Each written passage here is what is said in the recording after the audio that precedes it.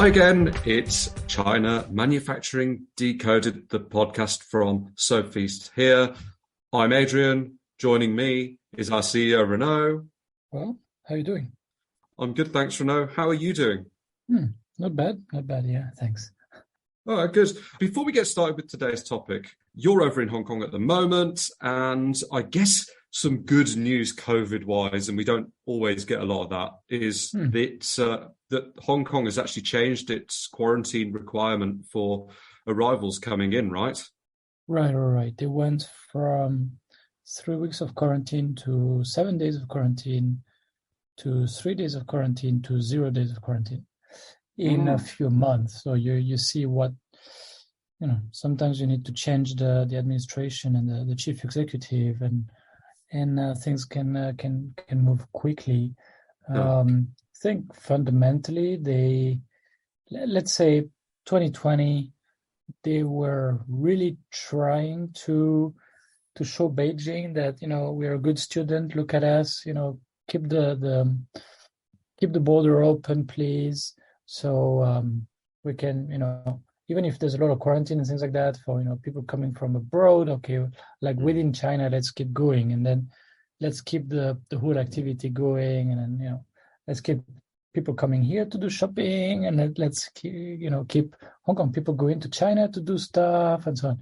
And this never really worked. So after a while, they got tired of it. And I'm just trying to set the context so people understand. In February, March, basically after Chinese New Year, 2022, Omicron, that variant, was just too contagious, and it just rippled through the population pretty fast.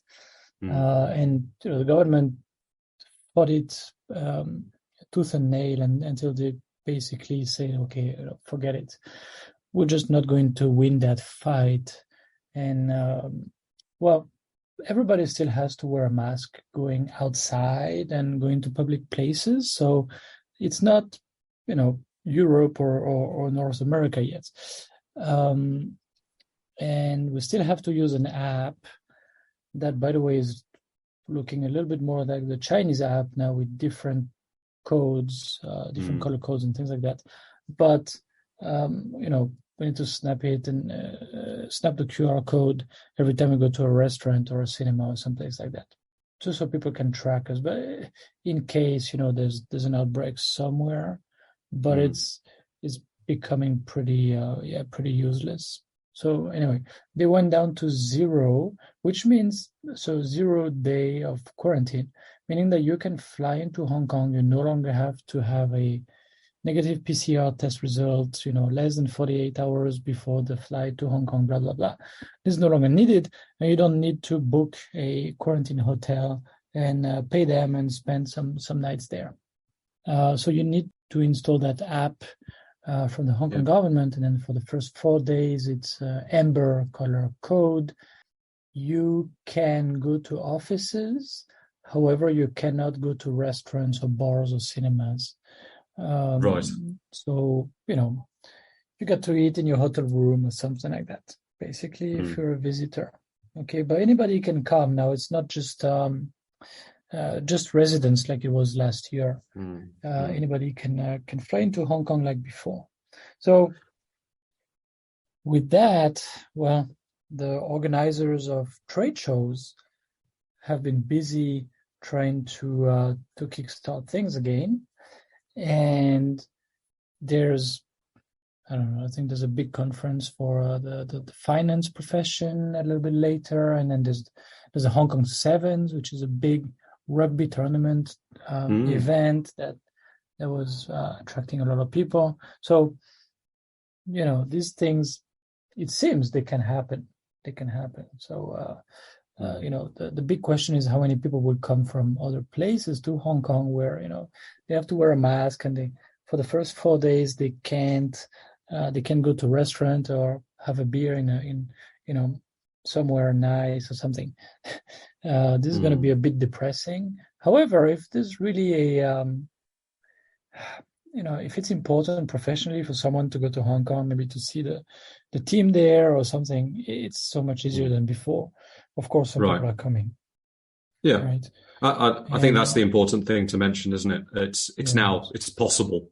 right. Plus, there's going to be a lot more flights because now Hong Yeah. Kong people are saying, "Oh, now we can travel after 2 years and a half."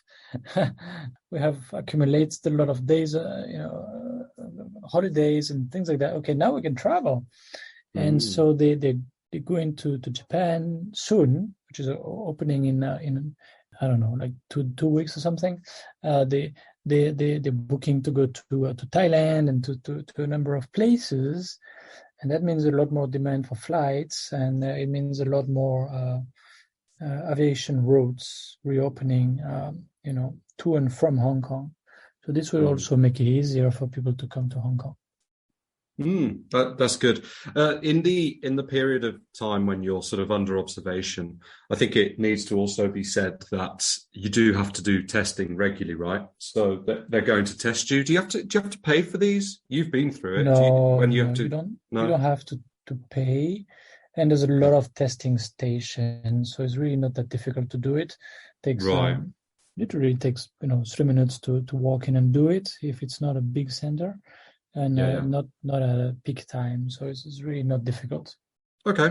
So there you go. Very, very different story for going to Hong Kong. I'm sure that's good news to a lot of listeners. I'm sure other listeners are thinking, okay, but how about China? That's a completely different topic. Not And not I getting guess, any better as at the oh, time of the recording, not getting any better. No, there's still, especially in big cities like Shenzhen, it's just mm, it's a pain for people who live and work there. And then if you fly there, well, there's it's all kinds of hoops that you have to jump through. And if you're not lucky, mm, if you test positive, then you're sent to some kind of prison. I mean, it's really bad. We'll actually mm. publish something about one of these cases that happened to a member of our management team. Yeah, we'll collect some details and put it out there because people need to know how bad Yeah. it can get if you're not lucky. Yeah, I've had friends that have flown back to China through Hong Kong at this point. So, Mm. and I'm talking very, very recently. So they've Mm. benefited from not having to quarantine in Hong Right. Kong, or not exactly quarantine, and then they sort of pre-booked travel to go into mainland China and cross the border. The case I'm thinking about was by bus, I think, and then went straight into the quarantine and went through the China quarantine. So I think before people were having to fly directly into China and flights were very, very expensive. And I'm sure, Yes. some of the listeners will have noticed that, we're probably talking like thousands of dollars just one way for Oh, flights to, $10,000 sometimes. Right. yeah, right. So, and I think you would agree that the flights to Hong Kong definitely are not costing that these days. Right. Definitely. So yes, Yeah. Hong Kong is actually playing a big role for playing for people going to China. Yes. Yeah. Yeah. Okay. So that's Hong Kong. This is episode 128, and the topic is a couple of weeks ago. You spoke to Liz Long about how to get started with, basically getting your new hardware product idea out there. And this is not exactly the same topic, but we are talking about new hardware products. But this time we're going to be talking about how to validate your new hardware product idea in the eyes of investors. And Right. so you'll take us through, I suppose the role that investors play and a lot of the things that somebody with a new hardware product idea needs to be thinking about. So yeah, that's today, Renaud. Let's take it away. Right. So, and yeah, a number of our clients are, starting a new company to develop a new product. And so this is something that comes back again and again. And very often they think, okay, I have this idea. It's an amazing idea. They're always over optimistic and they always tend to say, I absolutely have to pay an IP lawyer to get a patent or whatever I can. I absolutely have to do this and to do that and blah, blah. And I have to get a prototype and I got to get into mass production as fast as I can. right? Because who knows, maybe somebody else will have the same idea. And there's one thing that they are usually missing. It is to validate their idea, with potential users, potential customers, and when they try to raise money, maybe at the very beginning they raise money from friends and family, and maybe people that they know and so on. It doesn't matter that much. People have faith in the people, in the founders maybe of the company, and they think, okay, we have faith. You can put it off. We put $10,000, $20,000. You can start to do things, and then they put in their own savings. Maybe they have another business on the side that's generating some cash to finance it. Okay, and they get going, and they get very focused on, let's get to the point where we have, a prototype that's working, and a prototype that's working and is looking good, and then let's go, closer and closer into mass production. Let's launch it on the market. Let's make a big splash, But this is first-time founders. Okay. Now, people who've been doing that a few times, let's say it's their third time, not their first time. They've done it and done it again, and this is time number 3. Usually there's something they will do, and they will take a little bit of time to get that right before they commit to, basically spending years and years, and at the beginning, living miserably and investing all the money they have maybe, and so on and so forth on a project. First, they have to validate that the idea itself is going to have some traction with the people who need to who are expected to pay for it, right? So this is a huge blind spot, and that's what we wanted to cover today. Yeah, a lot of risk here. Yes. So there's all kinds of risks, and the earlier in the project, the more risk there is, right? So, and sometimes the biggest risk is the technical risk of, can we actually get a prototype to do it, right? If you're NASA and working with Lockheed Martin and Boeing and SpaceX and whatever, and saying, okay, we need a rocket that's going to do like this and go to Mars and then come back and gather all this information and bring us some rock and all this stuff, and then gonna come back and land that way in that place. Okay, you're gonna try to make one piece of this amazing product, right? And the technical risk is enormous here. Okay, can you actually make it? Now, if you develop a relatively simple consumer product where most people would say, yeah, it's just going to take time and money and some engineering design work and so on, but it's doable, no problem. Technical risk is not the number one risk. Okay. There's some other business risks, being copied and getting the market stolen from under you, which people tend to grossly overestimate at the beginning. There's a number of risks, but here I want to focus on the market risk. Are people actually going to buy this product, right? So let's take an example. Let's say someone is doing some simple experiments, maybe an electronic engineer or electrical engineer with some experience in the cookware industry. He's doing some experiences, and he thinks of something. It's like, I'm going to do that, on my own project, right? So he quits the employer, and he wants to develop a cooking device, a cooking solution for people to cook in their homes, and he's got sort of a rough proof of concept that's kind of working, so he knows that he's onto something, right? So at this point, typically, what would he do? At this point, typically, most people would do that.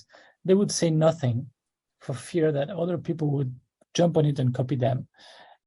They would just try to gather maybe a small team of people and get to get to a prototype and get into production as fast as possible, and maybe show it to a few investors, but be very protective of the way it works, and try to raise some money to go ahead. Okay,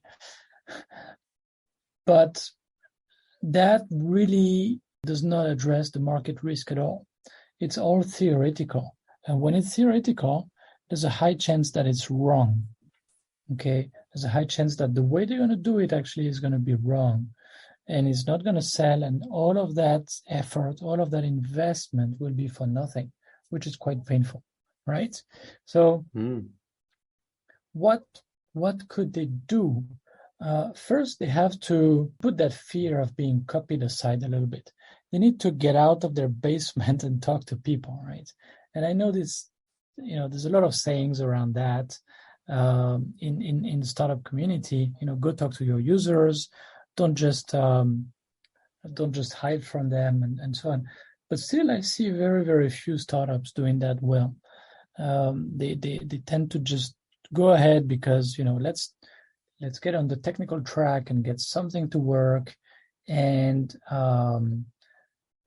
we'll figure out the rest later. Because that's what they are sort of familiar with. Now, getting out and talking to people and getting some feedback, which might contradict their ideas, contradict their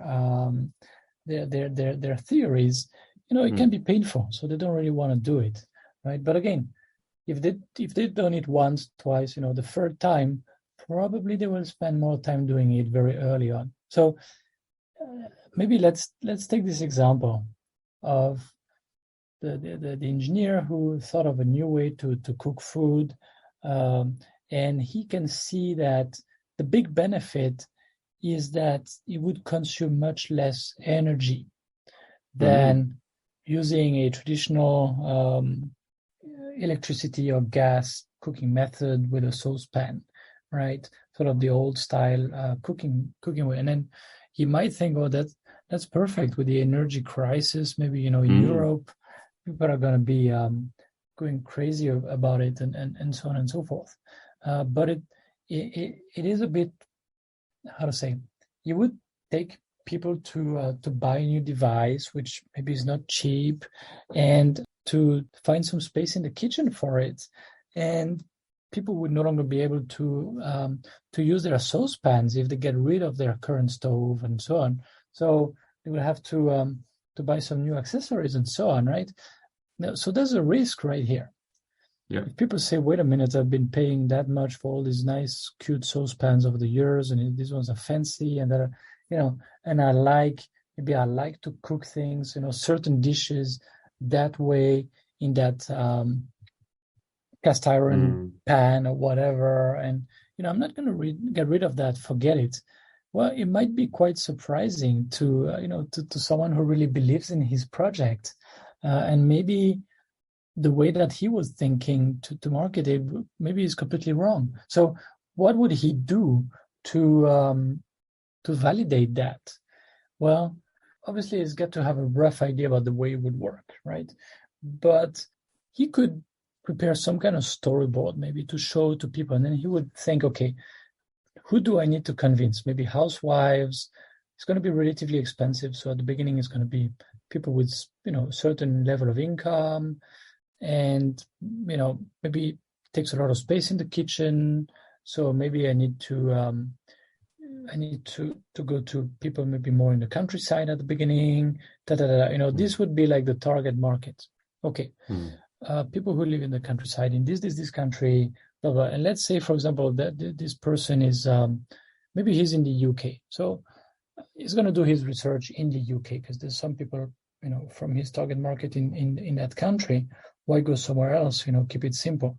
So people with a relatively high income, so people in relatively nice communities and so on. Okay, so what could he do to get some feedback? He could do some kind of storyboard. He could sort of sketch things and explain how it would work. Even better, he could use cardboard, maybe sort of make some kind of mock-up. It's going to be roughly this size, and you're going to use this like this, and then the bill at the end of the month is for cooking is 20% lower, and this is how it translates. Maybe you cook something in a traditional way, 4 nights per week for 30 minutes on average every time, blah, blah, blah. And then you're paying that much in energy cost for that cooking activity per week, per month. And that translates to that much per year.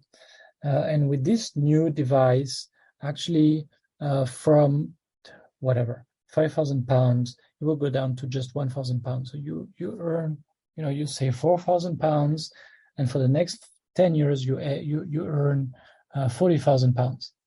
Yeah. So you pick a few people from that target market, and you explain all of that to them, and you sort of show them, the size of the device and and how it would work roughly, and then you see if people are like, what? Okay, for 40,000 pounds, and I'm pretty happy about the way it works. That's not even worth looking into, or something like that. Or it's kind of bulky. I'm not that interested. Or it would be a bit weird, and I have some fears about the way it would cook. Maybe the result will not be the same. Nah, not for me. Well, then he knows if he talks to, let's say, 20 people of that target market, and maybe he can catch them, I don't know, in the market in the morning, or whatever. He's got to find a way to approach these people and get 5 minutes of their time and talk to them. And that's the very, very uncomfortable aspect of it, right? But he could be like, I don't know, going to a church, and when people get out on Sunday morning, it's like, hey, can I talk to you? I'm an inventor. I want to have your feedback on something, whatever. That's the uncomfortable part of it, but you kind of get over it. If you believe in your project so much that you're ready to spend years of your time and a lot of money to develop it, you can force yourself to do it, right? And if you talk to 20 people and they say, no, not really, like 17 of them are like, not really, and maybe only 3 of them are maybe, let's see. Well, you know that it might not be a big hit, right? And then you need to go back to the white piece of paper, basically, and think, okay, what did they tell me? What kind of feedback did I get? Maybe they say that it's too bulky. Maybe they said, it's I don't want to replace my current stuff, or whatever, right? And then how to make the design evolve, and then get back to them and show them again. And you will notice all of that is without making any prototype. You can just mock things up, sometimes in cartoon, sometimes just 3D print something, put a little bit of paint on it so that it looks a bit more realistic, whatever. Get another product of a relatively similar shape and function, put a sticker on it saying, okay, this does this here, not that, or whatever, right? Get people to imagine, basically, and see what they say, see what kind of concerns they come up with, see what kind of habits they have around that activity, right? Does that make sense? Yes. And I was just thinking, and I realized that what you're talking about is doing this, like really bootstrapping it. And maybe this would be something that, an entrepreneur on their own is definitely going to need to do. They're going to need to get out there and do the hard yards. If you've got a bit more budget, I assume that you could hire a market research company to do this as well. So you could, but you get to be there, right? Because as a founder, as someone who is sort of envisioning the whole thing and how it would work and everything, you really need to hear that feedback, right? Otherwise, the market research firm will have a few questions, will write things down and so on, but will not, when they hear something, will not, ask follow-up questions the right way or something in a way that's really useful to you. But what you're trying to do is at the same time get some feedback, but also get to the next stage of, okay, so it's too much like this, but how about if you were like that or something, right? It might give you some ideas right away. You can bounce back, okay? And and ideally, maybe some of them are pretty enthusiastic, and you can shoot a short video of them explaining like how it would help them or whatever. And this is great for investors. Okay, there's some people out there who love it, and this guy, now more importantly for smart investors, more importantly, that person here, the founder, has actually done the hard work of talking to people, and he's getting the feedback, and he's iterating based on that. And so this guy can be coached. He listens. He will iterate. He will adjust his concept. He's not going to go full steam ahead with some ideas that are based on a bunch of theories. No, he is listening. Right. That makes a big difference. And everything I'm saying here. There's been a number of books about that.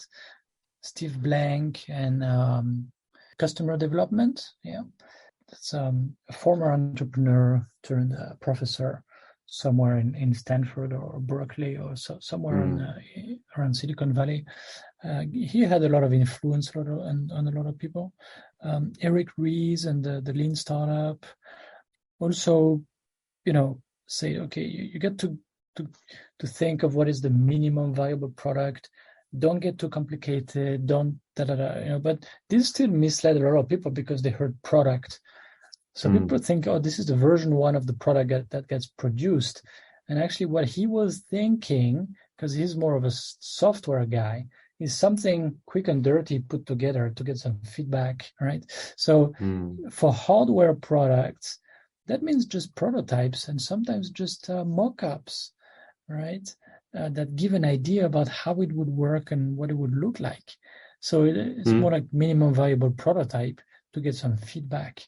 That's what MVP really is. And there's a number of other books and articles and so on all of that. But it's really painful to see some people who spend a lot of time, raise a lot of money, and then they basically, their startup completely explodes, makes a huge crater. And then, okay, why? Well, because the idea was not validated with the target market. That's just, it's crazy. It's crazy. This is similar to one point that you and Liz made a couple of weeks ago in the podcast. A great idea alone isn't necessarily going to be valued that much by investors. Even though you might love your idea and think your idea is amazing, if you haven't got it validated by the people who are actually going to buy it, what's an investor going to think? Right. So, yes, there's basically validating a new product and the startup behind it, right? For an investor, it's basically about market traction on one hand and the milestone of having a prototype, a working and look like prototype. These are two big milestones. I mean, market research and showing that there's traction is, maybe once it's really proven and there's a number of people who like signed up to get some updates and things like that, then it's like you could say a milestone, but it's not really in terms of milestone here. It's more about, what has been done. Has this risk been cut down sufficiently? Is there enough evidence that this concept might fly, right? So, and these are the two big things about validating a new product, market traction and prototype. And especially for relatively simple products, getting to a prototype is not very exciting. It's really not sufficient. Now, having thousands of people who say, I want it, is quite different. Is much more interesting, right? For some much more technically complex, challenging products, getting to a prototype is, sort of amazing. But if there's zero market traction, it's kind of a bummer. It's not going to help much. Okay. Okay. So that's the way I see it. And yeah, I should mention what made me think of talking about that is some of the discussions in the Hardware Academy. So this is a nice forum for people who are developing their new products, especially electronic products. If you're starting to design it, if you try to find ways to do it on a shoestring budget, if you want to do some of the design work yourself, and so on and so forth, it's a great forum, but there's also all kinds of advice, including on how to actually set up your business and structure your business and reduce market risk and so on. And they have one of the advisors there is called Dave Millman, and he's got decades of experience basically doing market research and collecting feedback from target users and helping companies iterate on that and so on. And he's got so much experience, it's amazing. So that was little parenthesis about where I saw some of these discussions, but it's the kind of things we also push some of our clients, because people contact us sometimes and they say, this is the concept and blah blah blah, and then we say, well, have you done some market research? And they're like, what? This is totally useless. First I need to get a fully mature prototype and then I can show it to people, get some feedback. But right now it's just an idea. And we're like, okay, market research 0. Risk that this project goes nowhere, high. Right. Right. And then there's some, at the opposite end of the spectrum, some people come to us and say, well, we got just a proof of concept prototype, but based on that, we already get a lot of pre-sales from whatever, big institutions, governments, whatever. And we're like, well done. This is going somewhere, Yeah. And it's not just us, it's any experienced manufacturer. You approach them and you say, no market research, nothing. It's just based on my gut feeling, and I'm sure it's going to work. And they're like, yeah. I heard that 100 times. And half the time it just blows up. There's nothing, So this is again a very big blind spot, and I think it's important for people to keep an eye out for it.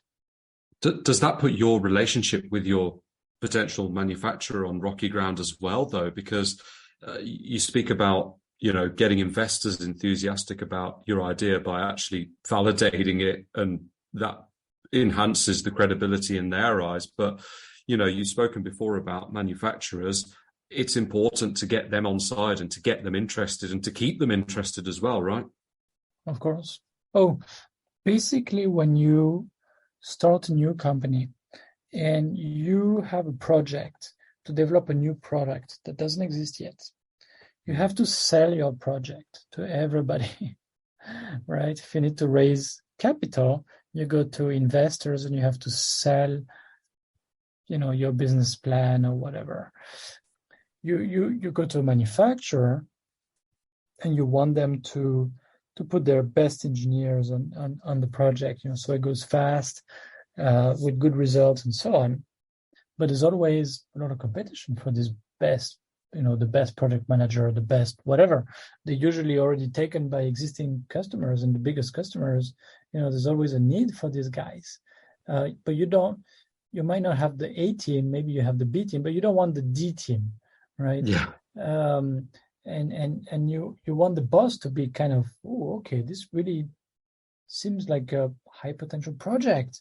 Let's put some resources on it. Let's put it higher on the priorities list. Okay. Otherwise, everything will be slower, and you get a junior project manager who doesn't really know what's going on, and so on and so forth. Yeah. Not fun. Don't do that. Yeah. Okay. So what we've learned today really is that this is sort of like pre-production work that's so important, and in fact can be done with next to nothing. You might not even need a tangible prototype, like a rapid prototype, like a 3D printed right, product example. You could potentially just go with mock-up designs, CAD designs or something like that, I suppose. And so important for getting that investment, which of course for a lot of new hardware startups is essential, but also getting the right manufacturer and to be working with you effectively, rather than, I don't know, giving your product to the night shift. Right, absolutely. Yeah, great. Good. Yeah, so don't be that startup where you just go with your gut alone and then you don't get the market validation. That's the main takeaway here, I guess. So good one. You mentioned the Hardware Academy. This is a paid community, right?